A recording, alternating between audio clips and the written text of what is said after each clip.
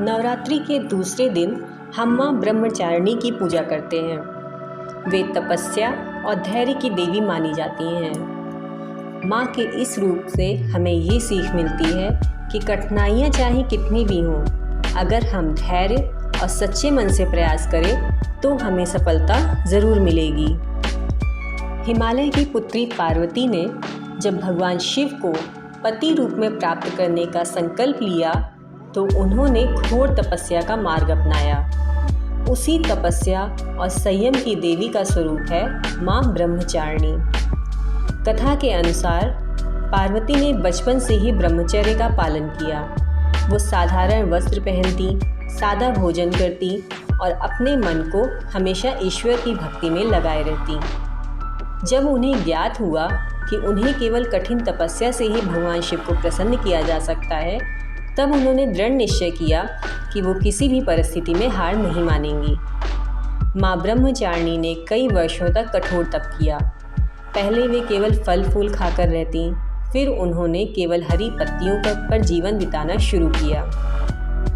अंततः वे बिना अन्न और पत्तियों के भी केवल ध्यान और ईश्वर के नाम से ही जीवित रहने लगी। उनके शरीर पर तपस्या का असर साफ दिखाई देने लगा, लेकिन उनके मन में दृढ़ विश्वास था कि भगवान शिव अवश्य प्रसन्न होंगे। देवताओं ने भी पार्वती माता की इस अद्भुत तपस्या को देखा। सभी आश्चर्यचकित थे कि इतनी कोमल काया वाली कन्या इतनी कठिन साधना कैसे कर रही है। उनके तप से तीनों लोकों में शक्ति और भक्ति का संदेश फैल गया। कई वर्षों की साधना के बाद जब भगवान शिव उनके सामने प्रकट हुए तो वो प्रसन्न होकर बोले, हे ब्रह्मचारिणी, तुम्हारी भक्ति और तप से मैं प्रसन्न हूँ। तुम्हें जो वरदान चाहे मिलेगा।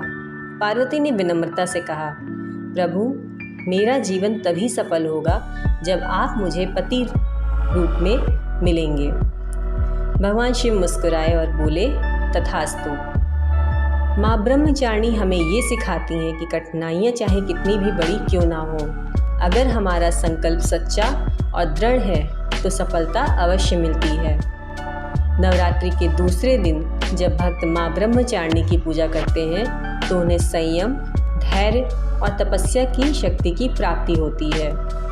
ये कथा हमें प्रेरणा देती है कि जीवन में धैर्य और साधना का महत्व कितना बड़ा है।